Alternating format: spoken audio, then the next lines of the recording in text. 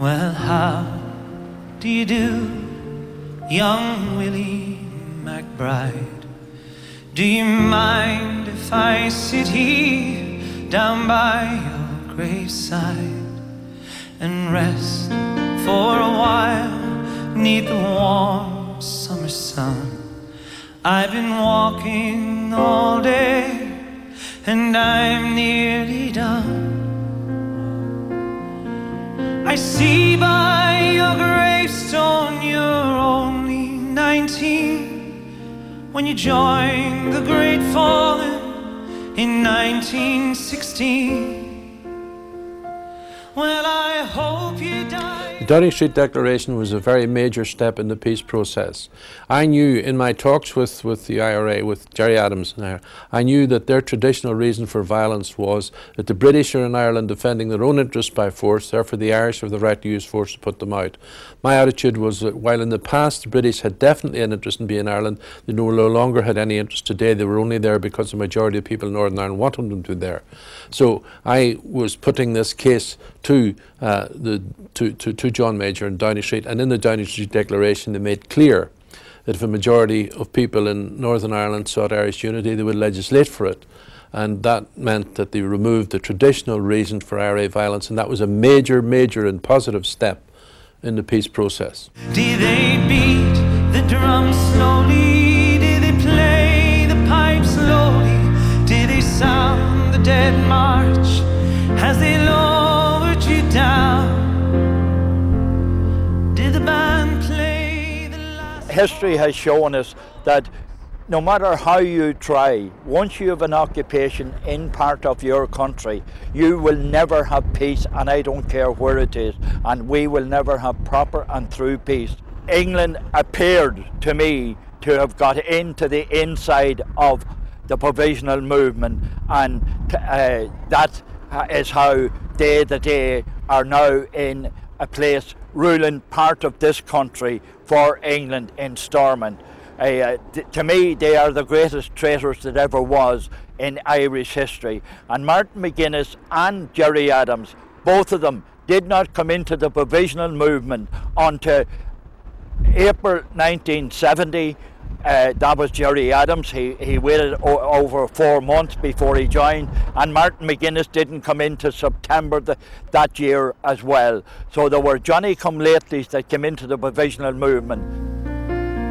Did you leave a wife or a sweetheart behind? In that loyal heart is your memory enshrined.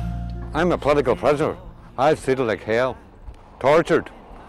The first day I went on the blanket, they took me down to the cell.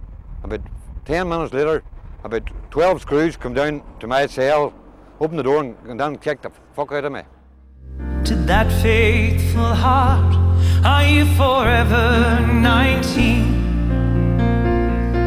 Or are you a stranger without even a name?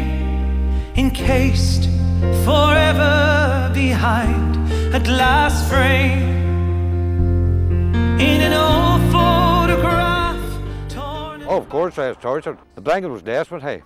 And faded to yellow in a brown leather frame. Did they beat the drum slowly? Did they play the pipe slowly? Did they sound the Dead March? Gradually and steadily there were requests from Sinn Féin back in the early 80s for meetings with the SDLP. Meetings took place, formal meetings took place, which lasted for some time, but even when those formal meetings wound up, as it were, there was informal meetings continued, particularly between John Hume and Gerry Adams.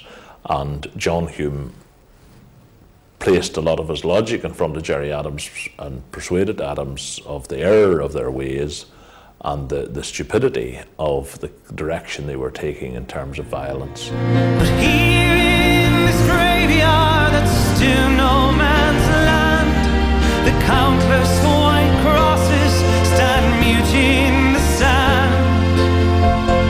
To a man's blind indifference to his fellow man, and to a whole generation that were butchered and damned. one particular day, it's Bloody Friday it's known as, and I lived in a place called Highfield, which is in a raised up area, and all across Belfast, all I could see was these black puffs of smoke going up in the air. And it was only later that day, whenever I had the luxury of watching the TV, that I realised the carnage that had took place. There was loads of people killed that day. That night, in complete sobriety, I decided that I would seek out and join a paramilitary group. And that I did, and I joined the Red Hand Commando. The puffs of smoke were Republicans' puffs of smoke. They placed bombs in Oxford Street, loads of other places around that particular Friday, and that particular Friday will never ever leave my memory. Our original intentions was to go after legitimate IRA men, legitimate sinners, but what one has to understand, in the early 70s, IRA men didn't run around with the word IRA tattooed in their heads. Why must Irishman fight Irishman, yet only Irishman die? I take great privilege of having played the role that I played. Not for selfish reasons. I played it in a genuine fashion because I genuinely believe in the peace process. And whenever I look about me today and see my own children and my own grandchildren, and not only mine, but other mothers and fathers, whenever I think if I only helped that little bit to achieve a better life for any of them children, I feel so proud.